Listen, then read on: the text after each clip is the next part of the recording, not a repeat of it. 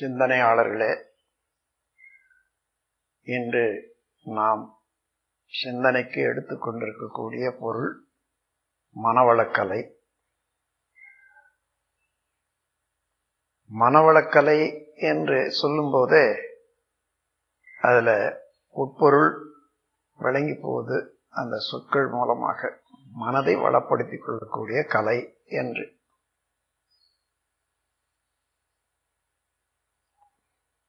மனம் செய்யும் வாணிபமே மனிதனுடைய வாழ்வின் வளம் என்று ஒரு பழமொழி ஒன்று உண்டு. அதனால மனம் எவ்வாறு இருக்கிறதோ அந்த அளவுதான் மனிதனுடைய தன்மை அமையும். மனிதனுடைய தன்மை எவ்வாறு அமைகிறதோ அதுவேதான் அவனுடைய வாழ்வின் வளமாக அமையும். எனவே மனதை வளப்படுத்திக் கொண்டால் வாழ்வு வளமாகும். தனி மனிதனுடைய வாழ்வு வளம் பெற்றால் அவனுடைய உடல் நலம், குடும்பம், இன்னும் சுற்றத்தார், மற்றவர்களுக்கெல்லாம் செய்ய வேண்டிய கடமை நன்கு உணர்ந்து செய்வான். அதோடு உலகுக்கும் அது நன்மையாக அமையும். அதனால மனவளக்கலை என்பது மனிதனை முழுமையான மனிதனாக்கும் கலை. மனிதனிட எல்லா தத்துவங்களும் எல்லா அமைப்பும் ஒருங்கிணைந்து உள்ளன என்றாலும் சிதறி போயிருக்கிறது. மனிதனுடைய வாழ்க்கையில எத்தனையோ திசையில அவன் செயலாற்றி அது உயர்தாழ்வுகளை கண்டு மனம் சிதறி போயிருக்கிறது. அவையெல்லாம் ஒருநிலைப்படுத்தி மனதின் மாண்பு அறிந்து மனதை நல்ல முறையில பயன் தரத்தக்க முறையில ஆளக்கூடிய திறமை அளிக்க வல்ல பயிற்சி தான் மனவளக்கலை.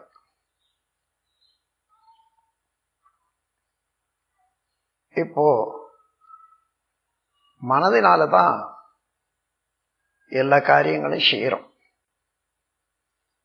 ஆனா மனம் என்பது என்ன என்றதும் எவ்வாறு அது செயலாகிறது என்றதும் தெரிந்தவர்கள் எத்தனை பேர்? விஞ்ஞானிகள் கூட மனதை பற்றி பேசும்போது நரம்பு இயக்கங்களை பற்றியும் அதனால உடல் இயக்கங்களை பற்றியும் தான் பேசுவாங்களே தவிர மன என்ற அருவமான பொருளை பற்றி விஞ்ஞானிகள் கூட இதுவரையும் ஆராய முடியவில்லை. ஆனா வாழ்க்கையில எல்லாருமே மனதை வைத்துக் கொண்டுதான் மனத்தால தான் வாழ வேண்டியது. மனம் இல்லாத மனிதனே இல்லை. ஆனா எந்த செயலுக்கும் முன்ன மனம் வேண்டியதா இருக்கிறது. அப்ப வாழ்கின்ற மக்கள் எல்லாம் மனதை பற்றி தெரிந்து கொண்டு வாழற போதுதான் அதனுடைய உயர்வை சிறப்பை அறிந்து நல்ல முறையில பயன்படுத்திக் கொள்ளலாம். மனம் என்பது என்ன என்று ஆராய்வோம். நம்ம உடல்ல சீவகாந்த சக்தி என்று ஒரு பேராற்றல் ஒன்று இயங்கிக் கொண்டே இருக்கிறது. அது எப்படி வருகிறது என்று சொன்னா, இந்த உடல் கட்டப்பட்டிருக்கத இது தனிமங்கள் சொல்லுவாங்க, அணுக்கள் கூட்டு. அதனால உடல் கட்டப்பட்டிருக்கு. இந்த உடலுக்குள்ளாக தனியாக உள்ள நுண் பொருள் ஆகாசம்னு சொல்லக்கூடியது, உயிர் சக்தி என்று சொல்லக்கூடியது ஆயிரக்கணக்கான ஓடி சுழண்டு கொண்டே இருக்கிறது. அதைத்தான் ஆஸ்ட்ரல் பாடி என்றும் சூக்கும சரீரம் என்றும் சொல்வார்கள். அந்த ஒவ்வொரு விண்துகளும் சுழன்று கொண்டே இருக்கும் தன்னைத்தானே. அதே நேரத்துல உடலையும் சுத்தி சுழண்டு கொண்டுதான் இருக்கும். அதனால அந்த விண்துகளுடைய சுழற்சியினால சூழ்ந்தழுத்தி கொண்டு இருக்கக்கூடிய இறைவெளி எல்லா நிறைந்த பேராற்றல் அதனுடைய அழுத்தம் உண்டாகிற போது இந்த சுழற்சிக்கும் அந்த அழுத்தத்துக்கு இடையே ஒரு உரசல் ஃப்ரிக்ஷன் ஏற்படுற போது அதிலிருந்து வெளியாகிற அலை நம்ம உடல் முழுவதும் பரவி கொண்டிருக்கிறது. அதைத்தான் காந்த அலை என்று சொல்றோம். வெளியில பிரபஞ்சம் முழுவதும் எங்கு எங்கு அணுக்கள் உள்ளனவோ அங்கெல்லாம் இதே போல அது சுழன்று கொண்டு காந்த சக்தி உற்பத்தி ஆகிக்கொண்டேதான் இருக்குது. அது உலகம் பிரபஞ்சம் முழுவதும் நிறைந்திருக்கிறது அதே காந்த சக்தி. அதற்கு வான்காந்தம் என்று பெயர். பிரபஞ்சம் முழுவதும் இடைவிடாது பிளவில்லாது நிரம்பி இருக்கக்கூடிய அந்த காந்த ஆற்றலுக்கு வான்காந்தம் என்று பெயர். அதே போல நம்ம உடல்ல அந்த உயிர் சக்தி துகளால ஏற்படக்கூடிய அலை, அதிலிருந்து உற்பத்தி ஆகக்கூடிய காந்தத்துக்கு ஜீவகாந்தம் என்று பெயர். இப்ப உடல் முழுவதும் உற்பத்தி ஆகக்கூடிய ஜீவகாந்த சக்தி அது சுழன்று கொண்டே இருப்பதனால அது திணிவு பெற்று நடுமையத்துல இடம் வச்சுக்குது. எந்த சக்தியா இருந்தாலும் சுழன்று கொண்டு இருந்தால் நடுமையத்துல திணிவு ஏற்படுவது இயல்பு. அதே போல இந்த காந்த சக்திக்கும் திணிவு, உடல் காந்த சக்திக்கும் திணிவு ஏற்பட்டு அது உடலுக்கு நடு மையத்துல இடம் வச்சுக்குது. காலில் இருந்து தலை வரைக்கும் அளந்து பார்த்து அதுல சரிபாதி எடுத்தீங்கன்னா அதுதான் அந்த திணிவு பெற்ற மையம். அதை கருமையம் என்றும் உயிர் சக்தி இருப்பிடம் என்றும் சொல்வார். அந்த கருமையத்துல என்ன நடக்குது என்று பாருங்க. அந்த கருமையம் என்றது காந்த சக்தி. காந்த சக்தி எப்படி ஏற்பட்டது? இறைவெளியும் அந்த விண்ணில் இருந்து வரக்கூடிய அலையும் சேர்ந்தது தானே காந்த சக்தி. அப்போ இறைநிலை தெய்வ ஆற்றலே நிரம்பி இருக்கிறது காந்த சக்தி. இதன் காரணமாக நாம் புலன்களை உபயோகிக்கிற போது எந்த பொருளை பார்த்தாலும் அழுத்தமா, ஒளியா, ஒலியா, சுவையா, மனமாக நம்முடைய ஜீவகாந்த சக்தி அந்தந்த புலன்கள் வழியே மாறி வெளியேறி கொண்டே இருக்கு. இப்ப கண்ணால ஒரு பொருளை பார்க்கிறோம், ஒரு மயிலை பார்க்கிறோம் அல்லது ஒரு பசுவை பார்க்கிறோம். அதே அந்த பசுவை பார்த்தா அது 6 அடி நீளம் இருக்கிறது, 4 அடி உயரம் இருக்குது. அதனுடைய ரிஃப்ளெக்ஷன், பிரதிபலிப்பு கண்ணில் வந்து படும்போது கொசு அளவில் இருக்கு. இது வெளியில இருந்து யாராயில் பார்த்தா தெரியும். நாம் வந்து பசுவை பார்க்கிறோம், பசு அதனுடைய அளவுக்கு தெரியுது. ஆனா அதனுடைய பிரதிபலிப்பு நம்ம கண்ணில் இருக்கிறத வேற யாராயிலும் பக்கத்தில் இருக்கிறவங்க பார்த்தாங்கன்னா தெரியும், அது கொசு அளவில் தான் இருக்கும். அது ஏன்னா இந்த அளவு தூரத்துக்குள்ளாகவே இருக்கக்கூடிய இறைவழி தன்னிருக்க சூழ்ந்தழுத்தும் பேராற்றல் ஆகையினால அதை இறுக்கி சுருக்கி காட்டுது. அதனால்தான் அங்க சின்னதாய் போச்சு. இப்படி எந்த காட்சியும் புலன்கள் மூலமாக உடல்ல வந்து சேர்ற போது அது மூளைக்கு போய் தான் ஆகணும். அங்கிருந்து மூளைக்கு போற போது அதாவது அழுத்தம், ஒளி, ஒலி, சுவை, மனம் எல்லாமே அங்க ரொம்ப இன்னும் சுருங்கி புள்ளி வடிவமாக மாறிடும். அப்போ மூளை அலைக்கு போற போது புள்ளி வடிவமாக அதே பசு, ஆனால் கை காலெல்லாம் தெரியாது, புள்ளியில ஒன்றும் தெரியாது. ஆனால் நம்ம உடல்ல உள்ள ஓடிக்கொண்டே இருக்கக்கூடிய ஜீவகாந்த சக்திக்கு அது ஒரு களங்கம். அதனால அது அப்படியே சுற்றி கொண்டே வரும்போது மையத்துக்கு எடுத்துட்டு போயிடுது. மைய புள்ளியில சேர்த்து கருமையத்துல இருப்பு வச்சிடுது. இறுக்கி சுருக்கி இருப்பு வச்சாச்சு. ஆனா நமக்கு எப்பொழுதுமே மனம் ஒரு அலைச்சுழல் விரைவு இவ்வளவுதான்ட்டு இருக்குது. அத மென்டல் ஃப்ரீக்வன்சின்னு சொல்லுவாங்க. எந்த ஃப்ரீக்வன்சியில நீங்க அந்த பசுவை பார்த்தீங்க எடுத்துக்கோ, ஒரு 25 ஃப்ரீக்வன்சியில இருக்கிறது பார்த்தோம்.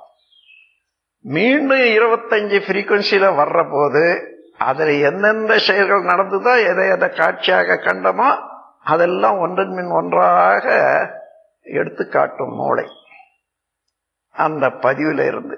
அதுதான் எண்ணங்கள்னு சொல்றோம். எதுவா இருந்தாலும் தவறுவதே இல்லை.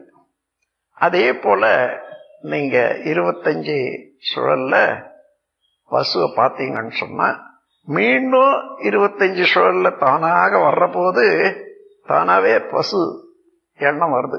பசு அங்க ஒண்ணு பார்த்தோம்னு. அப்படி இல்லை, நீங்களா நினைக்கிறீங்க. அந்த அளவுக்கு அது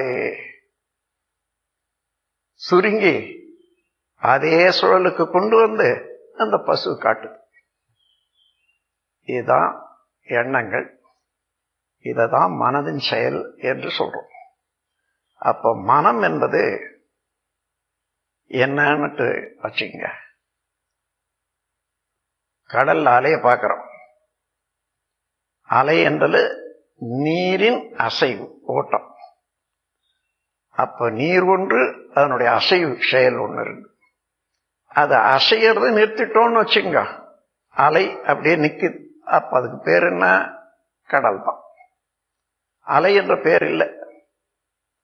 அதே போல நம்ம எண்ணங்கள், மனம் அலையாகத்தான் இயங்கிக் கொண்டிருக்கிறது. அந்த அலை இல்லைன்னு சொன்னா நிலை. நிலை என்றால் என்ன? இறைநிலைதான், தெய்வமேதான் எங்கும் எல்லாமாக இருப்பது நம்ம உடலுக்குள்ளாக அறிவாக இருக்கிறது. அதுதான் அலையில மனமாக இயங்கிக் கொண்டிருக்கிறது. இத்தகைய ஆற்றல் உள்ள மனம் என்ன செய்தாலும் ஒரு சிறிது கூட வழுவாது. அதை இறைநிலையானது இருப்பு வச்சு மறுபடியும் அதுக்கு தகுந்த பயனையும் கொடுக்கிறது. மறுபடியும் அது வேண்டும் போது அதே காட்சிய எண்ணங்களாக கொடுக்குது. இல்ல செயலார்வமாக உடலுக்கு சக்தியை ஊட்டி இந்த செய்யணும், எப்படிதான் செய்யணும்னு கொடுக்கும். அப்போ மனம் என்பது என்னன்னு பாத்தீங்களா இல்லையா? இறைவனுடைய திருவிளையாடல்.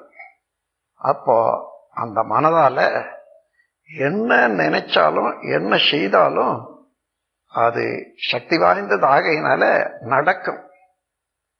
ஆனால் நடக்கிறபடி நினைக்க தெரியும். அதான் மனிதன் கண்டுகொள்ள வேண்டியது. எது நினைச்சாலும் நடக்கும், அவ்வளவு சக்தியுடையது மனம். ஆனால் எதை நினைக்க வேண்டும், எப்படி நினைக்க வேண்டும்னு தெரிஞ்சால்தான் அது செயல்படும். அப்போ இவ்வளவு பெரிய பேராற்றலாக உள்ள அந்த மனதின் உடையவங்க பிறர் மனம் துன்பப்படும்வாறு செய்யலாமா? எந்த செயலும் கூட. அப்போ இதை தெரிந்து கொள்றதுக்கு, அப்படி துன்பப்பட்டால் அவனுடைய மனதனுடைய அலை எங்க நிக்குது? அதை இறைநிலையில தானே அடித்தளத்துல இருக்கிறது. அது நம்மையும் தான் பாதிக்கும். ஆகையினால நாம் மனதினால பிறருக்கு துன்பம் இல்லாத பார்த்து கொள்ள வேண்டியது, பிற்காலத்துக்கு துன்பம் இல்லாத பார்த்து கொள்ள வேண்டியது, தனக்கும் அந்த அலையினால பாதகம் ஏற்படாத பார்த்துக்கணும். அந்த அளவுல வரணும்னு சொன்னா மனதனுடைய அலைச்சூழலை விரைவை குறைச்சி எப்பொழுதும் விழிப்பு நிலையோட நல்லதே விளைவிக்கத்தக்க செயல்களை எண்ணுவது, செய்வது என்ற பழக்கம் வேண்டும். அந்த பயிற்சிக்கு பழகினாலே அது வரும். இல்லைன்னா சாதாரண மக்களுக்கு உலகத்தில் உள்ள சூழ்நிலைக்கு தகுந்தவாறு அவருடைய எண்ணங்கள் எல்லாம் செயல்படுது.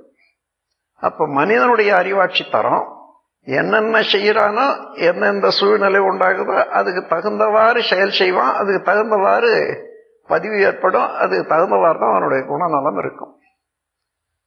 மனிதனுடைய குணநலங்களை பற்றி பார்த்தா இந்த பிரபஞ்சத்துல எத்தனையோ கோடி மக்கள் இருக்காங்களே, ஒருத்தரை போல இன்னொருத்தர் இல்லை. காரணம் என்னன்னா, அதற்கு 16 காரணங்களை கொண்டுதான் ஒரு மனிதனுடைய மன அமைப்பு, அதாவது அறிவாட்சி தரம் அமையுது. கருவமைப்பு, ஆகாரம், காலம், தேசம், கல்வி, தொழில், அரசாங்கம், கலை, முயற்சி, பருவம், நட்பு, சந்தர்ப்பம், ஆராய்ச்சி, பழக்கம், வழக்கம், ஒழுக்கம். இந்த 16க்கு ஏற்ப 7 சம்பத்துக்கள் உண்டாகும். உருவமைப்பு, குணம், அறிவின் உயர்வு, கீர்த்தி, உடல் வலிவு, சுகம், செல்வம், இவைகளெல்லாம் உண்டாகும். என்ன மாற்றம் ஒருத்தருக்கு ஒருத்தர் இருக்குதுன்னு பாத்தீங்கன்னா இந்த 7 தான் மாற்றம் வரும். உருவமைப்பு, குணம், அறிவின் உயர்வு, கீர்த்தி, உடல் வலிவு, சுகம், செல்வம், இந்த 7 தான் ஒருத்தருக்கு ஒருத்தர் வித்தியாசம் இருக்கும். அந்த வித்தியாசத்துக்கு முன்ன சொன்ன 16 காரணங்கள் தான் அந்த வித்தியாசத்தை ஏற்படுத்தி கொடுக்கும். ஆகையினால மனிதனுடைய செயல் ஒழுங்கு முறையிலே செயல்படணும். மனமும் அதே போல எதை பார்த்தாலும் அது வேணும் இது வேணும் அப்படி எண்ணுவதோ சும்மாவே எதிர்பார்ப்பதோ இந்த மாதிரியாக வீணாக எண்ணத்தை செலவிடக்கூடாது. தேவைக்கு ஏற்ப எண்ணம் வேண்டியதுதான். அதனால இந்த மனதை ஒழுங்குபடுத்துறதுக்கு தானா இயங்கி சில சங்கடங்களை ஏற்படுத்தி கொள்ளாத இருக்கிறதுக்கு அகத்தாய்வு பயிற்சி என்று ஒன்று வேணும். அது ஆசை சீரமைப்பு, சினம் தவிர்த்தல், கவலை ஒழித்தல் மாதிரியான பயிற்சிகள் எல்லாம் இங்க கொடுக்கிறோம். அந்த பயிற்சிகள் எல்லாம் அகத்தாய்வு பயிற்சி என்றால் மனவளக்கலையில இது மனதை தூய்மை செய்து கொள்வதற்காக. மனம் என்ன செய்தோ அதுதானே அங்க பதிவாகும், அதுதானே அவனுடைய குணமாகுது. ஆனால் நல்லதே செய்து கொண்டு இருந்தால் அதுக்கு தக்கவாறு மனவளம் ஏற்படும். அதே போல இது வரைக்கும் நாம் எந்தெந்த வேலையை செய்யறோம் அதுக்கு தகுந்தவாறு உடல்ல அடுக்குகள் எல்லாம் இயங்கி கொண்டிருக்கிறது. அதுல சில சமயம் முரணா கூட இயங்கும். நாம் உட்கார்றது, எழுந்திருக்கிறது, போறது, நடக்கிறது, இதெல்லாம் ஒழுங்காக செய்யறோன்றது இல்லை. அதையெல்லாம் சீர்திருத்துவதற்கு உடற்பயிற்சி வேண்டும். இந்த மனவளக்கலையில உடற்பயிற்சியை முக்கியமாக கொடுக்கிறோம். எல்லா அங்கங்களும் எல்லா உறுப்புகளும் ஒழுங்காக இயங்கி வெப்ப ஓட்டம், ரத்த ஓட்டம், காற்று ஓட்டம் இவைகளெல்லாம் ஒழுங்காக ஓடும்படியாக காலையில எழுந்த உடனே ஒரு தடவை சில எக்ஸசைஸ் உடற்பயிற்சி செய்யறோம். உடற்பயிற்சி செய்த பிறகு உளப்பயிற்சி, தியானம். தியானம்னா என்ன? மனதை இதுவரைக்கும் புலன்கள் மூலமாக விட்ட போது 14 இருந்து 40 வரைக்கும் ஓடிக்கிட்டு இருக்கும் சுழல். அதே சுழலை விட்டோம்னா நாம் அதுல தானே எல்லா தவறுகளும் கூட செய்யறோம். அந்த மாதிரி தவறுகள் கூட அதிகமாக எண்ணங்களாக வந்து கொண்டே இருக்கும். திருப்பி திருப்பி அதுவே செய்ய முடியும். அதனால அதை தாண்டி வந்துடணும். அதற்காக என்ன செய்யறோம்? நுண்ணிய அலைக்கு மனதை கொண்டு வந்து பழகணும். நுண்ணிய அலைக்கு எப்படி முடியும்? என்ன எண்ணினாலும் இவன் அந்த அலை நீளத்தை கண்டுபிடிக்க முடியாது. ஆனா அதற்குரிய எண்ணங்களை செய்தாதான் அது நுண்ணிய அலை நீளம் உண்டாகும். அதற்கு என்ன செய்யறது? நம்ம உடல்ல ஜீவகாந்த சக்தி தான் அலையில மனமாக இருக்கிறது. அந்த அலைக்கு உட்பொருளாக இருக்கிறது இறைநிலை, தெய்வ சக்தி.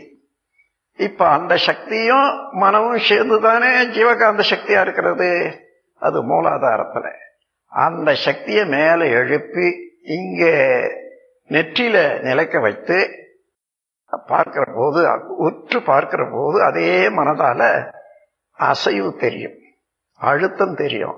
அந்த அழுத்தத்தின் மேலேயே மனம் வச்சு செய்யற போது மனிதனுக்கு ஆல்பா வேவ், அதாவது 8 இருந்து 13 வரையில தான் ஓட ஆரம்பிக்கப்போ அவ்வளோ நுணுகி போடும்.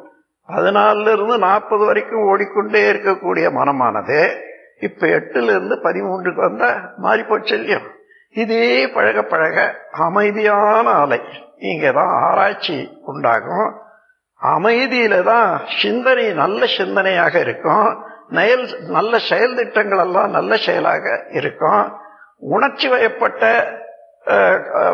சினம் முதலியதெல்லாம் உண்டாகாது. ஆகையினால முதல்ல இந்த பயிற்சியை கொடுக்கிறோம். அதுல இருந்து இன்னும் நுண்ணிய அலைக்கு போகக்கூடிய தவ முறைகள் எல்லாம் இருக்குது. அதாவது சக்தி கலத்தவம், சிவகலத்தவம் என்றதெல்லாம் இருக்குது. அந்த மாதிரி எல்லாம் செய்யற போது இன்னும் 1 - 3 வரைக்கும் கூட மன அலை நீளத்தை கொண்டு வரலாம். அப்படி கொண்டு வர்ற போது உலகத்துல பிரபஞ்சத்துல எந்த ரகசியங்களை நீங்க தெரிந்து கொள்ளணும்னாலும் அதுக்கு இந்த பயிற்சி அந்த மன அலைச்சூழலுக்கு கொண்டு வந்து விடும். அப்ப தானாகவே அது விளங்கும். அப்போ மனதுக்கு ஒரு நுண்மையான பயிற்சியும் அது என்ன நினைக்கிறதோ நல்ல முறையில அது செயல்படுத்தக்கூடிய மன அழுத்தமும் வலுவும் தெளிவும் எல்லாம் உண்டாகும். இந்த பயிற்சியை அகத்தவம்னு சொல்றோம். உள்ள நம்முடைய மனதுக்கு அடித்தளமாக உள்ள இறைநிலையை நோக்கியே தவம் செய்வதனால அந்த மாதிரியான நன்மைகள் எல்லாம் உண்டாகும். இது 2. அதன் பிறகு மனிதனுக்கு உறவு வேண்டும், நல்ல உறவு வேண்டும். உடலுக்கும் உறவுக்கும், உடலுக்கும் உயிருக்கும் நல்ல உறவு வேண்டும். தனக்கும் சமுதாயத்துக்கும் நல்ல உறவு வேண்டும். தனக்கும் குடும்பத்தில் உள்ளவர்களுக்கும் நல்ல உறவு வேண்டும். இந்த உறவை நல்ல முறையில பாதுகாத்துக் கொள்றதுக்கு இந்த அகத்தாய்வு பயிற்சி தான் உதவியா இருக்குது. ஏன்னா ஆசை சீரமைப்பு, சினம் தவிர்த்தல், கவலை ஒழித்தல் இவற்றையெல்லாம் விட்டு இயற்கையை பற்றிய தெளிவான தத்துவங்கள் எல்லாம் உணர்ந்து கொண்டா யாரை பார்த்தாலும் இறைவனுடைய திருவுருவம் தான் எண்ணம் வரும். அப்ப மதித்து நடக்கும்படியான ஒரு பெருமை மனிதனுக்கு உண்டாகும். அப்படி நடக்கிற போது நட்பு, எல்லாரோட நட்பு ஓங்கும். அந்த முறையில நட்பு நலம் உண்டாகும். அதன் பிறகு இதனால நீங்க செய்யற செயலெல்லாம் நல்ல செயலாகவே இருப்பதனால பதிவுகள் எப்படி இருக்கும்? உயர்ந்த பதிவா இருக்கும். தெய்வீகமான பதிவுகள் தான் இருக்கும். நலமே விளைவிக்கக்கூடிய செயல் பதிவு தான் உண்டாகும்.